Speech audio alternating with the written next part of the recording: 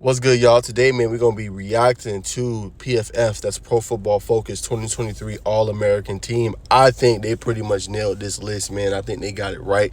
You look at this QB, Jayden Daniels, without a doubt, I did a Heisman video a little bit ago. Appreciate y'all tuning in that as well. But, I mean, what he's done this season, right? Number one in QBR, his ability to be able to throw the ball, 40-plus touchdowns, right? Only 4 interceptions, right? Fortunately, they're not playing meaningful football, but that's not his fault. He did everything he could do. So I think they nailed it with the QB. I think Daniels, as I said before, I think he's going to win the Heisman. Ollie Gordon, let's talk about his season, right? Just incredible. 1,614 yards rushing, 20 touchdowns for Oklahoma State. Got them into the Big 12 championship. Unfortunately, they did lose, but did all he could this season. Very dynamic in the open field. Just a big playmaker for them all season long. Now, Malik Nabers is kind of crazy because he had technically a better season than Marvin Harrison Jr. because he only had 1,200 yards. Marvin Harrison Jr. had. Malik Nabers had 1,546 yards and 14 touchdowns. So, I mean, he had an incredible season along with Jayden Daniels. I think outside of Marvin Harrison Jr., I would take him as a receiver, right?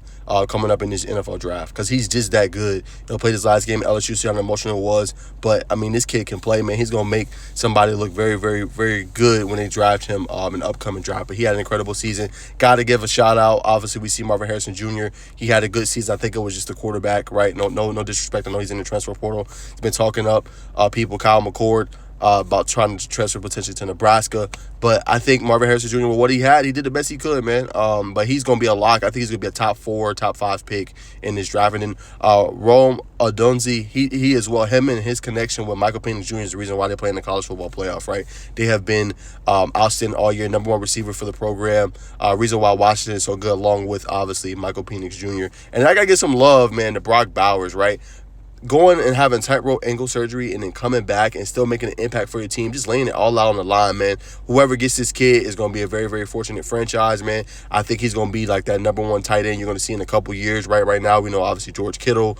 You got to put Travis Kelce in there, Mark Andrews. Those are the top 3 definitely right now. Maybe Dallas Goedert as well. I think in a few years, maybe 2 to 3 years, maybe even less than that, Brock Bowers is going to be in that conversation as well. And then also, for these offensive linemen, man, incredible seasons, man. Not allowing a lot of sacks. Jackson Powers Johnson sends out to me and what he did at the center position. Maulin defense, the reason why their running game was so good this year for the Oregon Ducks. Really was impressed with him. And then left tackle, obviously Joe Alt playing one of the more tougher positions in football, having to basically, block the quarterback's blind side. I thought he did an incredible season as well. But that's my thoughts on this list, man. Y'all comment below. Do you think Pro Football Focus got it right? I think these guys are all Americans and what they did in the college football world this year. They're going to be exciting to watch in the future. And I think Jayden Daniels is going to be an interesting player to watch going forward, especially in the Heisman race. I think he should win it and also going forward in the draft. And if a team is going to take a chance on him.